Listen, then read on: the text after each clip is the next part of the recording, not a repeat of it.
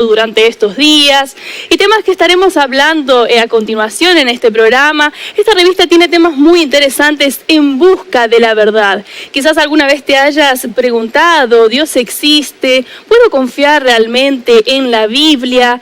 Y en este amor que vive. Entonces no pierdas más el tiempo y pide tu estudio bíblico, esta guía que te ayudará a entender con más profundidad la palabra de Dios. Puedes solicitarlo a través del WhatsApp más 55 12 98 100 14 60.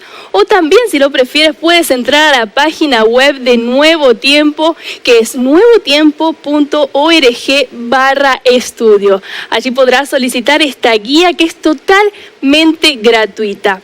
Y antes de comenzar el programa de hoy, le vamos a dar la bienvenida a nuestro querido pastor Joel Flores, quien tiene la oportunidad de darnos la palabra.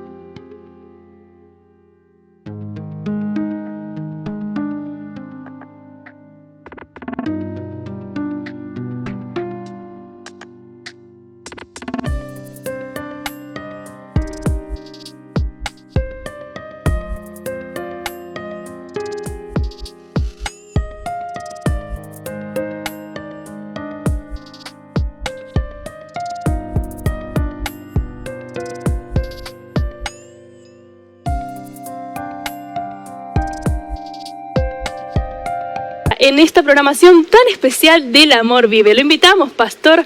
¿Cómo está? Bienvenido. Hola, Melanie. ¿Cómo estás? Qué alegría una vez más estar aquí. Este es nuestro cuarto encuentro ya. Así es, pastor. Cada día aprendiendo, con expectativas, y qué alegría que podamos tener a tantas personas como siempre ya acompañándonos en esta programación. Así es, pastor. Y hoy vamos a hablar un poquito acerca de la fidelidad de Dios, ¿verdad? Hoy vamos a hablar en sí acerca de la adoración y la fidelidad. Así es, pastor. ¿Le parece que vayamos a nuestro espacio? Vamos entonces a ese espacio donde conversamos. Vamos aquí siempre a comenzar con nuestro tema de hoy. Pastor, como muy bien lo mencionaba, quizás una de las características que más nos conmueve y por ahí nos sorprende, ¿verdad? Sobre este amor, sobre el amor de Dios y su fidelidad, ¿verdad? Esa fidelidad que tiene hacia nosotros. Creo que es algo que nos conmueve el hecho de que quizás nosotros como seres humanos nos cuesta a veces ser fieles a Él, ¿verdad? Uno se equivoca y dice, no, yo no puedo ser fiel a Dios. Y uno tiene eso, ¿verdad? Y quizás esa fidelidad que Dios tiene hacia nosotros es lo que nos inspira a mantenernos firmes, ¿verdad? En esa fe y quizá decidir que nuestra adoración sea hacia Dios. Pastor, le pregunto ahora, ¿hubo quizá algún momento en su vida en el que quizá usted experimentó, ¿verdad? Esta fidelidad de Dios, esta forma, vio cómo Dios se expresó en su vida? Muchos momentos, Melanie. Más hay eventos marcantes en la vida, ¿no? Cuando uno se pone a recordar las cosas que Dios ha hecho en tu vida, uno dice, el infiel soy yo, el que no merezco soy yo. Cuando yo hablo acerca de fidelidad, a mí me gusta pensar en que Dios es fiel. Dios nunca falla sus promesas. El ser humano puede prometer y prometer y prometer. Hay personas que tienen miedo incluso dar ese paso de fe porque dicen, voy a fallar. De seguro vas a fallar. El asunto es que Dios nunca te falla. Voy a contarte un poquito mi historia. Cuando yo terminé la secundaria, yo no tenía la posibilidad de poder continuar con los estudios porque yo quería ser pastor. Solo que para ser pastor tenía que dejar mi ciudad, viajar, en ómnibus más o menos unas 23 a 24 horas. Bastante. Desde mi ciudad hasta la capital está más o menos así. Me fui con una pequeña mochila, no tenía mucha ropa, pero con una maleta cargada de fe. O sea, la fe era más grande que lo que llevaba. Y yo me fui desafiando al Señor, diciendo al Señor así, yo estoy aquí y yo no sé cómo va a terminar, porque ni siquiera sabía cómo iba a terminar aquel ciclo. Y yo aprendí allí a confiar completamente en que Dios, si es que Él quiere que yo sea un pastor, porque yo sentía que Él me llamaba para eso, Él va a proveer todo. ¿Cómo? No tenía idea. Cada ciclo era un milagro diferente. O sea, yo tengo para contar 10 milagros de lo que pasó en 10 ciclos. Recuerdo uno. Estaba colportando en Ecuador. Las personas que escuchan por primera vez el término, colportar es vender libros cristianos o de salud para poder ayudarse, para poder estudiar. Estaba en Ecuador.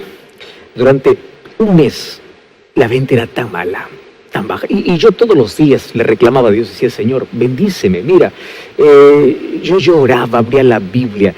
Y llega un momento en que tu fe es probada. Y tú dices, parece que Dios no me escucha. Sí. Parece que Dios no sabe, no es consciente de lo que estoy pasando. Señor, yo tengo que estudiar, pero nada. Y a veces ese día iba cargado, ¿no? Con expectativa, con esperanza. Y llegaba casi igual. Y ahí llega la desesperación. Sí. Ahí tienes dos opciones. O continúas orando y dependiendo de Dios y pidiendo que Dios haga un milagro, o desistes. Había muchos que desistían en el camino. Yo dije, Señor, mira, vamos a hacer una cosa. Si tú permites que en esta vez yo pueda ver un milagro tuyo, porque ya no había esperanza ni siquiera, imagínate, ya había perdido un mes, eran apenas 2 meses, 2 meses y medio, y en un mes y medio era imposible humanamente poder recaudar todos los fondos necesarios. Era un domingo lluvioso, porque domingo salíamos también a poder visitar a las personas, y la lluvia tan fuerte me hizo proteger tanto los libros para que no se mojen, que yo no veía lo que estaba al frente. En esa ida, yo sentí que la lluvia paró, y no había parado. Lo que pasa es que había entrado por un portón que era tan grande, no me había dado cuenta, estaba en una esquina, pero yo había ingresado, y era un colegio militar. Tenía más o menos unos 900 alumnos. Cuando yo entré y vi que la lluvia había parado, yo me di cuenta que no porque había dejado de llover, sino porque estaba debajo de un techo. Viene un militar y me dice, ¿cómo entró usted? Le digo, pues entré protegiéndome de la lluvia. ¿Qué hace usted? Y yo andaba con un compañero y le dice, bueno, él da charlas. Y yo todavía no había dado una sola charla. Yo había apenas predicado en la iglesia. Y él me dice, ¿sabes? Estamos necesitando de alguien para que dé una charla. ¿Cómo? Me llevó hasta el rector del colegio. El rector me dice, sí, tengo tantos problemas de drogadicción, embarazos, abortos dentro del colegio que no sé cómo controlar. ¿Me puedes ayudar? Está bien, le digo. Me llamó al siguiente día y me dice, mira, la charla es el día sábado. Y le dije, mira, no puedo. ¿Pero cómo? Te necesitamos para...? No puedo. ¿Por qué? Soy adventista. Y él dice, mi abuela es adventista. Y yo respeto mucho su fe. Entonces la charla vamos a tratarlo del sábado para domingo. Resumiendo la historia, aquel domingo, en 2 horas, yo tuve la beca para poder estudiar todo ese año. Mira, 2 cosas. Dios permitió que una lluvia me lleve a proteger al lugar que menos esperaba. Me abrió las puertas y me probó mi fe. Porque yo podría haber dicho, Dios me está abriendo la puerta, voy a hablar esa charla el sábado, pero no quiere bendecirme. Yo dije, no, voy a ser fiel. Y finalmente Dios me dice, ¿tú eres fiel? Yo nunca te fallaré. Yo soy fiel a todo lo que prometo. Ese es el Dios que tenemos y ese es el Dios a quien adoramos. Así es, pastor. Seguramente tiene un montón de historias más para contarnos. No le quiero robar más el tiempo, así que ya lo dejo para que pueda darnos el mensaje de hoy. Gracias, Melanie. Muchas gracias. Me alegra poder saludarte como siempre. Estamos en nuestro 4º encuentro. Y en este encuentro estamos aquí para poder abrir la Biblia, para poder reflexionar en ese Dios extraordinario, en ese Dios maravilloso que nosotros tenemos. El amor vive en el hogar, vive en el corazón, pero también vive en la adoración. Yo quiero hablar sobre un asunto triste e interesante. Hoy quiero tocar una de las historias más tristes que puede hablarnos los evangelios en el Nuevo Testamento. Yo quiero que tú me acompañes para que juntos podamos abrir la Biblia en Mateo capítulo 26, versículo 14 hasta el versículo 16. Voy a leer apenas 2 textos, ¿está bien? Mateo 26, 14 al 16. Dice, entonces uno de los 12, que se llamaba Judas Iscariote, fue a los principales sacerdotes y les dijo, ¿qué me queréis dar? Y yo los entregaré. Y ellos le asignaron 30 piezas de plata, y desde entonces buscaba la oportunidad para entregarle. Vamos una página más adelante, capítulo 27, versículo 3 hasta el versículo 5. Entonces Judas, el que le había entregado, viendo que era condenado, se volvió arrepentido con las 30 piezas de plata a los principales sacerdotes y los ancianos, diciendo: yo he pecado entregando sangre inocente. Mas ellos dijeron: ¿qué nos importa a nosotros? Allá tú. Y arrojando las piezas de plata en el templo, salió, se fue y se ahorcó. ¡Qué tragedia! ¡Qué terrible historia! Yo quiero decirte lo siguiente: una historia triste no puede ser comprendida por su peor momento. ¿Sabes por qué? Porque antes de toda caída, siempre uno se aproxima al precipicio. Antes de caer al abismo, tú primero has tenido que cruzar la línea del precipicio. Tú tuviste muchas advertencias. Y nuestros mayores fracasos son construidos por tropiezos que a veces pasan por desapercibidos. El triste final de Judas siguió este proceso, cruzó la línea que no debía. Y para poder entender cuán lejos fue Judas, nosotros necesitamos mirar más allá del suicidio, mirar más allá de ese último encuentro que tuvo con los sacerdotes. Lo que necesitamos es cavar y ver cuál es la raíz de esta tragedia. Por eso es que Mateo 27, primer texto que nosotros leímos, en sí debe ser entendido mediante el contexto de Mateo 26. Los dos capítulos deben ser leídos para poder entender de una manera más amplia. Entonces, de alguna manera, las historias que están allí en el capítulo 26 y capítulo 27 nos ayudan a ver el cuadro completo, no solamente una parte. ¿Y qué cosa habla en estos dos capítulos? Fíjate una cosa. En estos dos capítulos, quienes juegan el papel más importante en la narración son dos nombres: un hombre y una mujer. Capítulo 26 habla de María y el 27 habla de Judas. ¿Qué María? María, la hermana de Marta y la hermana de Lázaro. Claro que cuando nosotros vamos tanto a Mateo como Marcos, no lo identifican por nombre. Pero cuando vamos al Evangelio de Juan, cuenta la misma historia diciendo que fue María, la hermana de Lázaro, aquella mujer que trajo ese perfume para poder derramarlo a los pies de Jesús. Entonces las historias de Judas y María, cuando uno los ve, pues son contradictorias. Y al ser contradictorias, también son paralelas. ¿Por qué razón? Porque están en contraste para poder mostrar cómo el ser humano puede tener diferentes respuestas a un mismo llamado de fe.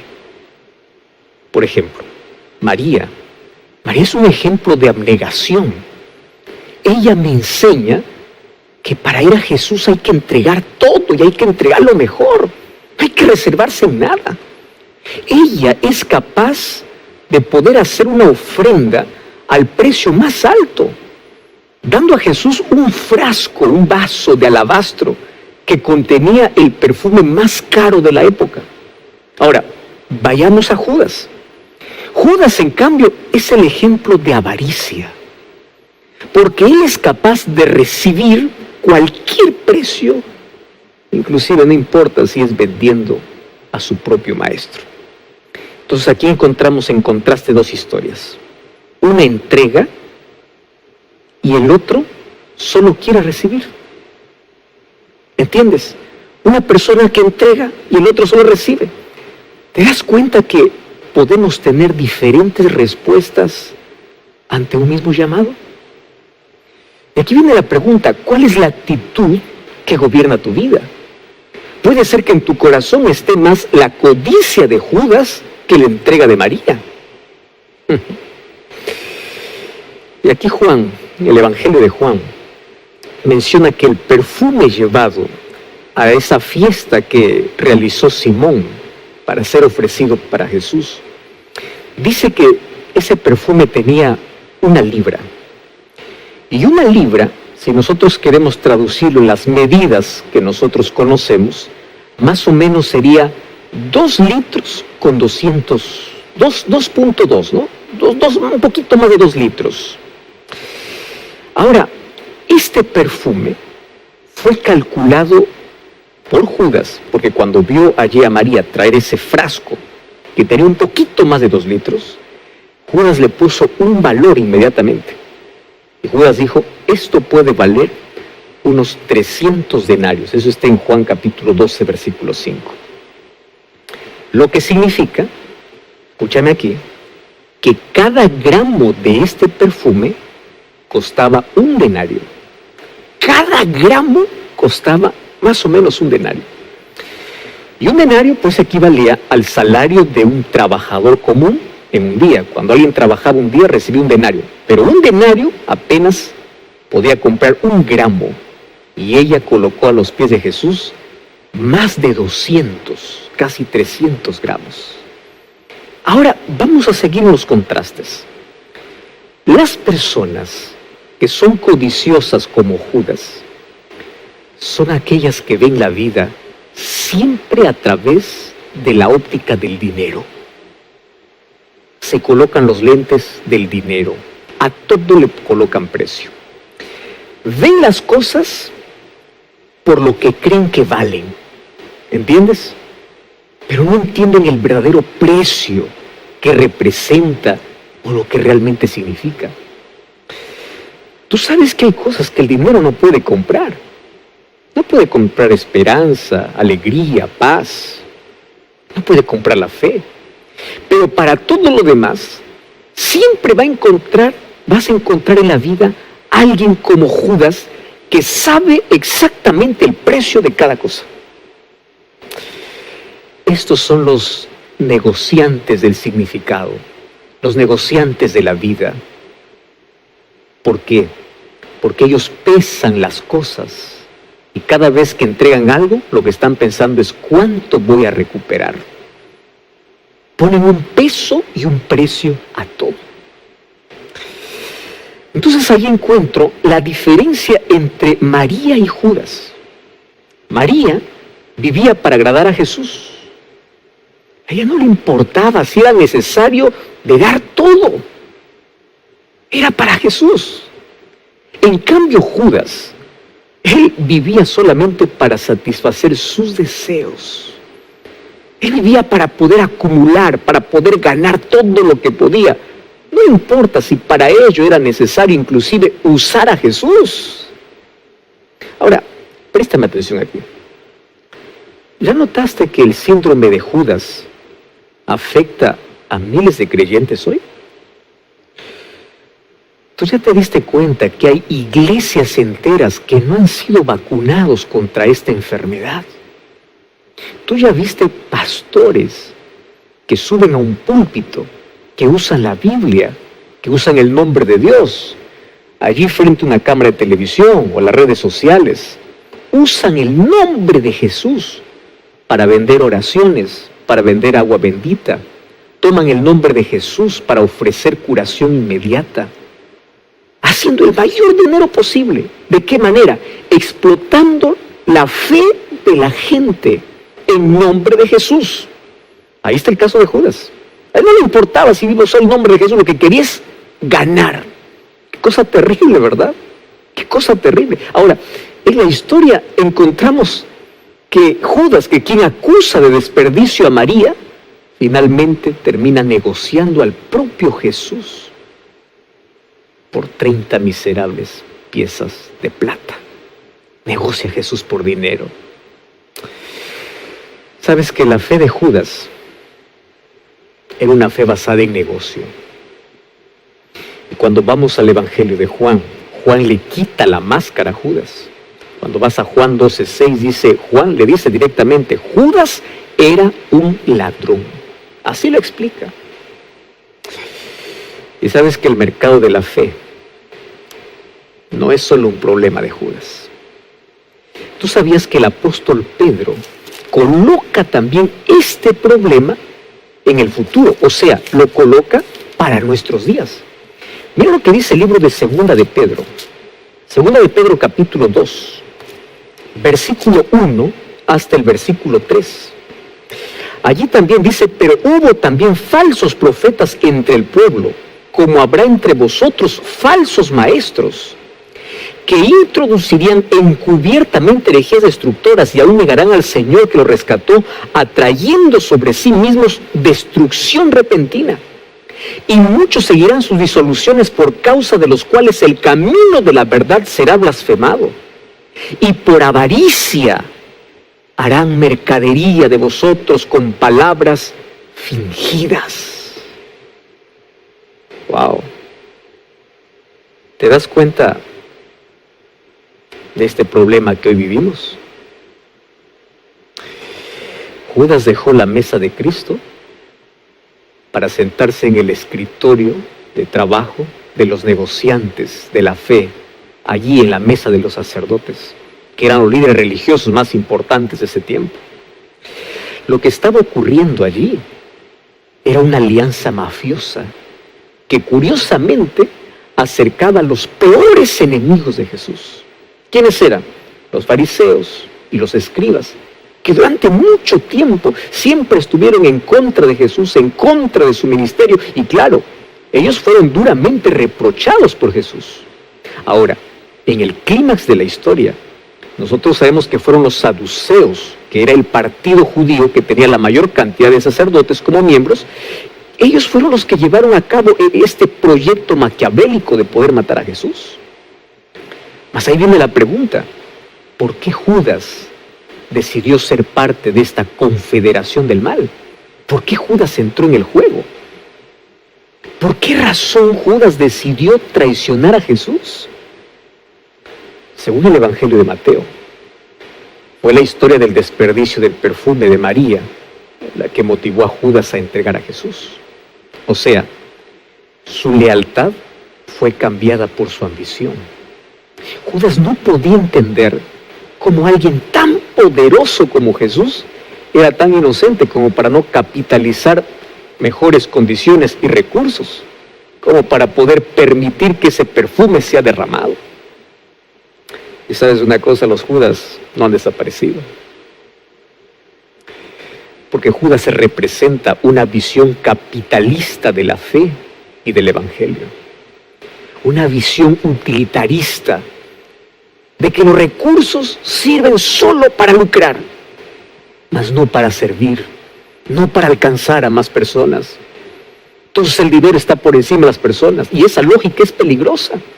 Cuando solamente vemos el dinero, las cosas, y no vemos a las personas, entonces nunca veremos un saldo positivo. Mira la ironía de la codicia de Judas. Su fe vendió a Jesús, vendió su lealtad, vendió su fe. ¿A cambio de qué? De 30 piezas de plata. ¿Y a cuánto equivale 30 piezas de plata? 30 denarios. Es decir, el valor de un mes de salario de un trabajador común. O sea, para Judas, Jesús valía menos que un frasco de perfume de María que costó 300 denarios. Según la lógica de Judas, Jesús solamente valía el 10% del precio que él cuestionaba como desperdicio. ¿Y sabes qué triste? Cambió su lealtad por un 10% de su ambición. Ay, qué lo triste. Él tenía allí el ojo puesto en los 300 denarios, pero finalmente se contentó solo con 30. Y ahí viene la pregunta: ¿cómo alguien tan inteligente, alguien tan inteligente, la codicia le puede llevar por un camino y hacer tantas locuras? ¿Cómo alguien tan inteligente puede terminar siendo tan tonto? 30 monedas de plata recibió. 30 monedas no le podía hacer rico, no le daba independencia financiera. Con 30 monedas solamente arruinó su futuro por algo tan pequeño. Y yo lo contemplo a Judas y le digo: Judas, ¿cómo puede ser así? Pero escúchame una cosa. Antes de criticar a Judas, quiero recordarte que el 10% es la cantidad que hace que muchas personas hoy cambien su lealtad a Dios a cambio de su ambición. ¿Tú estás entendiendo lo que te estoy hablando? ¿Estás entendiendo lo que estoy diciendo? ¿Sabes que nuestro presupuesto y nuestros gastos revelan a quién nos parecemos más? Judas o a María? A veces nos cuesta tanto reconocer a Dios como un 10% que Él nos pide como reconocimiento y adoración por ser el dueño y el creador de todo. ¿Y cuántos sustraen ese 10%? Es que el verdadero problema de Judas estaba directamente relacionado con un tema importante, que es el tema de la adoración. Entonces, ¿qué cosa es la adoración? La adoración es simple. ¿Quién está al comando de tu vida? ¿Quién se sienta en el trono de tu vida? ¿Quién está primero en todo, incluyendo tu economía, incluyendo tus finanzas? ¿Quién aparece primero en tu presupuesto? ¿Quién? Lo que faltaba en el corazón de Judas le sobraba en las manos, porque él tenía. Solo que el dinero, que era el problema de Judas, también podría haber sido la solución. Y tú puedes preguntar, pastor, ¿qué está diciendo? ¿Cómo así que el dinero, que era su problema, también pudo haber sido la solución? Bueno, hoy quiero hablar contigo un asunto interesante. Primero, para intentar comprender cómo es que él tenía en sus manos el problema como también la solución. ¿Cómo él podía resolver el problema? ¿Cómo se puede resolver su problema? Y para ello tenemos que ir al texto bíblico, y allí dice que Jesús fue vendido por el precio de ¿cuánto? 30 piezas de plata. Por favor, yo quiero que tú pienses 30 piezas de plata, el salario de un mes, de un trabajador. Entonces ahí viene la pregunta, ¿por qué es tan importante entender este valor? Por 3 razones. Necesitamos hoy conocer por lo menos 3 cosas sobre el valor de las 30 monedas de plata. Ahora prestan atención.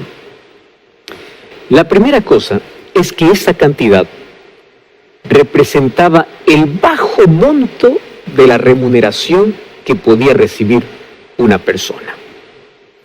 Mira, cuando nosotros vamos al libro de Zacarías, el capítulo 11, tú vas a leer todo el capítulo allí en casa.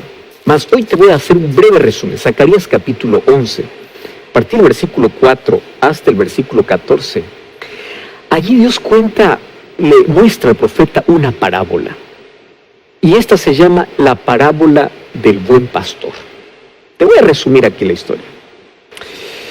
En la parábola del buen pastor, en esta historia, el Señor está describiendo la difícil situación que vivía Israel y Judá en todo campo político, campo religioso.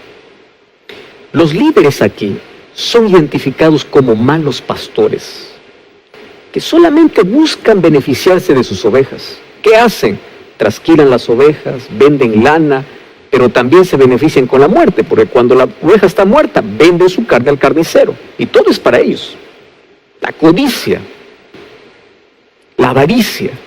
Y esta fue una de las críticas para aquellos líderes codiciosos que usaban la religión para su propio beneficio. ¿Y sabes qué es lo irónico? Finalmente se jactaban que lo que estaban haciendo era para la gloria de Dios. Entonces aquí en esta parábola, estos pastores son llamados pastores homicidas. Así los llama el Señor. Porque lo que hacen estos pastores es llevar a sus ovejas a la muerte. Lo que ellos quieren solamente es la destrucción del pueblo y de la fe. Ahora te pregunto, ¿cuántos pastores hoy tenemos así, verdad? Líderes que solamente están mirando, tienen un ojo en las ovejas gordas. O sea, las ovejas que le van a dar un retorno financiero. La preocupación de ellos no es la salvación de las ovejas.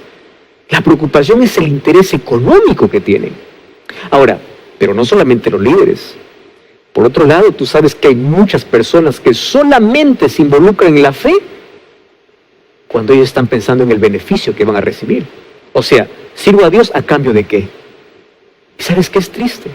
Que hoy hay iglesias llenas de personas vacías, porque solamente buscan a Dios por dinero, por salud, solo por interés.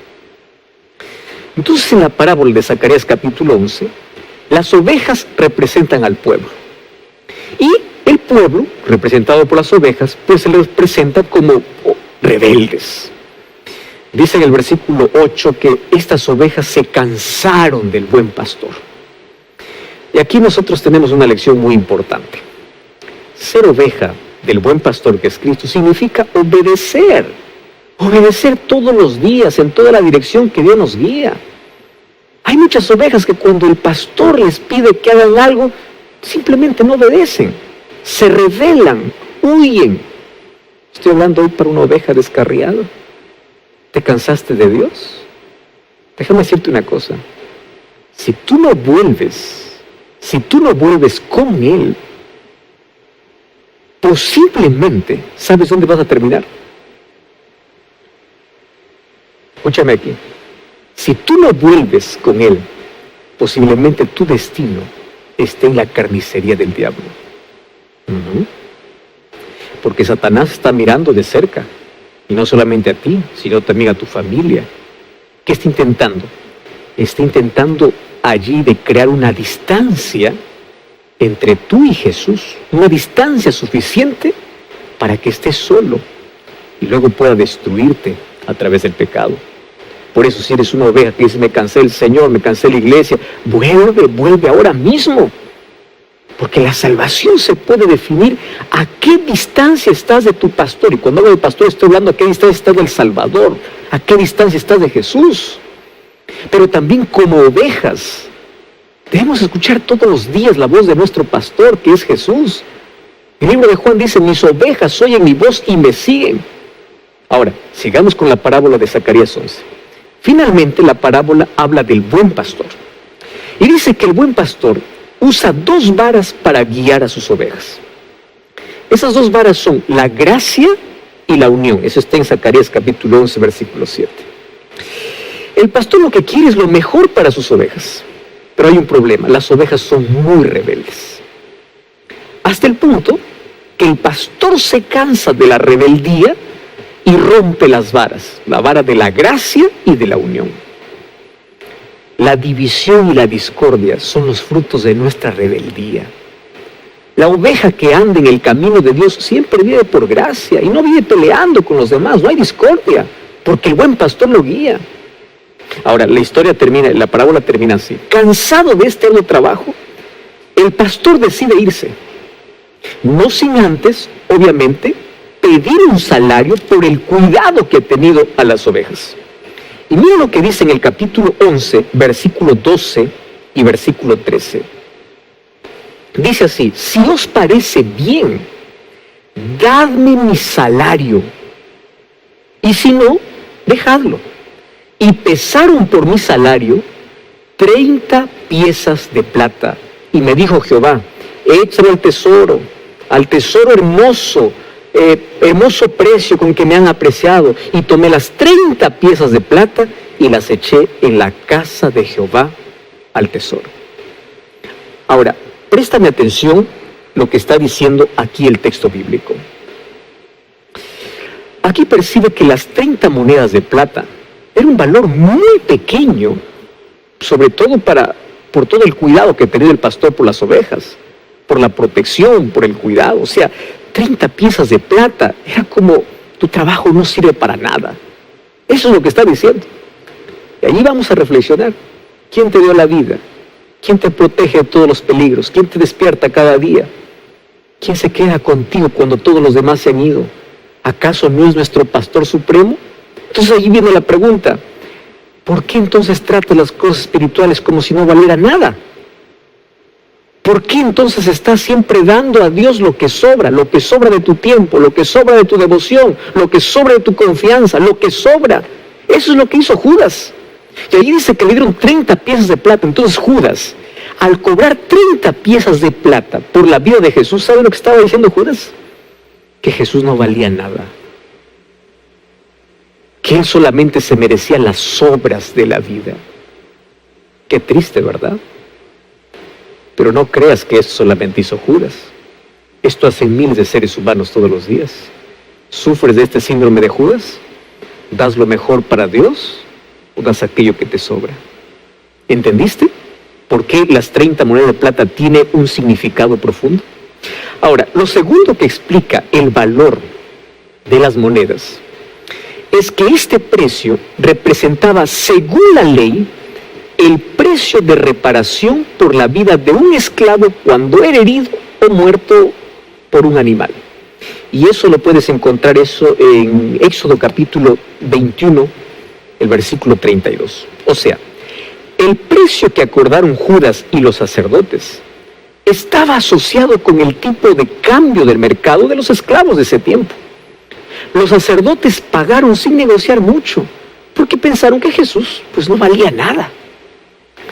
Para ellos Jesús era apenas un esclavo que se presentaba como un Mesías, pero no tenía trono. Entonces no podía valer mucho. Pero aún así era capaz de no dejar dormir a todos los sacerdotes, fariseos, escribas y todos los partidos judíos. Ahora, el pequeño precio que pagaron representaba mucho más de lo que ellos pensaban. Y aquí viene la lección que necesitamos hoy entender. No son las grandes cantidades que invertimos las que muestran qué cosa es lo que realmente valoramos, sino son las pequeñas cantidades que gastamos las que muestran lo que realmente valoramos. ¿Me estás entendiendo? No son las grandes cantidades, es lo pequeño. No es el dinero de tu casa, de tus viajes, de tu auto, de tu ropa, que revela lo peor que hay en ti, sino son las pequeñas cantidades de dinero gastados en cigarrillo, en marihuana, en cocaína, en cerveza, en videojuegos. Aquellas pequeñas cantidades revelan lo sucio que puedes tener dentro. No siempre gastamos grandes fortunas para alimentar nuestros demonios internos. A veces son las limosnas que nos llevamos aquellos que pagan el precio de nuestra condenación. Entonces las 30 monedas de plata me hacen mirar para las pequeñas cosas que carcomen mi carácter. ¿Cuáles son tus monedas de plata? ¿Qué has estado escondiendo pensando que no tiene mucho valor? Sin embargo, te aleja de Dios y de su amor. ¿Qué cosa es lo que te ensucia las manos y el corazón? ¿Puede acaso con aquello que tú consideras pequeño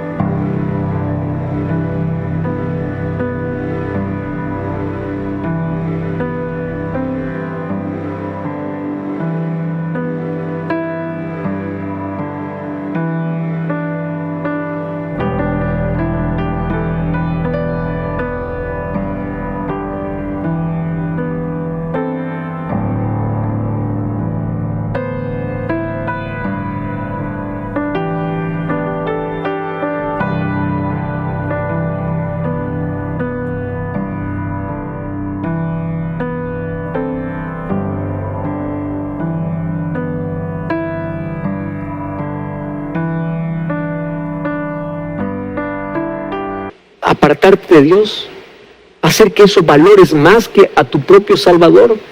¿A cambio de qué o de cuánto has vendido o estás vendiendo tu fe? Y lo tercero que me explica el valor que podían tener esas 30 monedas de plata están relacionadas con el simbolismo del ritual que un pecador debía cumplir cuando traía su ofrenda al templo. Ahora préstame atención aquí. Tú sabes que la Biblia establece diferencia entre pecado y pecado.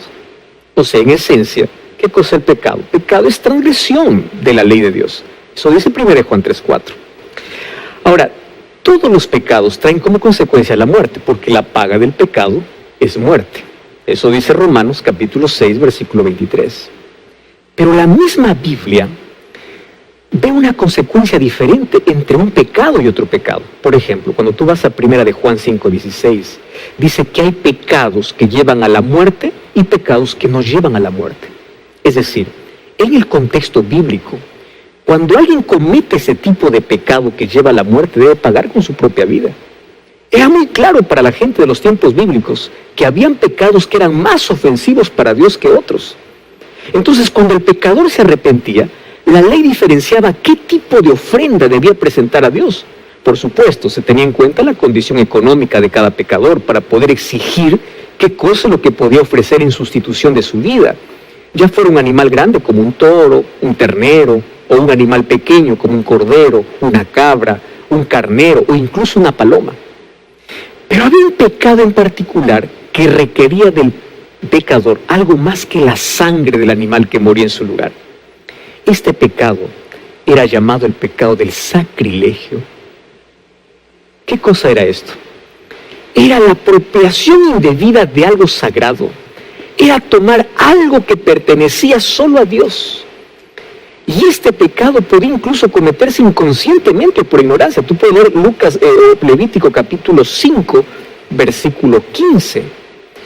Pero incluso si se pecaba contra algo sagrado, sin tener el dominio de la razón, la culpa de este pecado exigía expiación. Porque alguien tenía que pagar el precio. ¿Qué debe ofrecer entonces el pecador?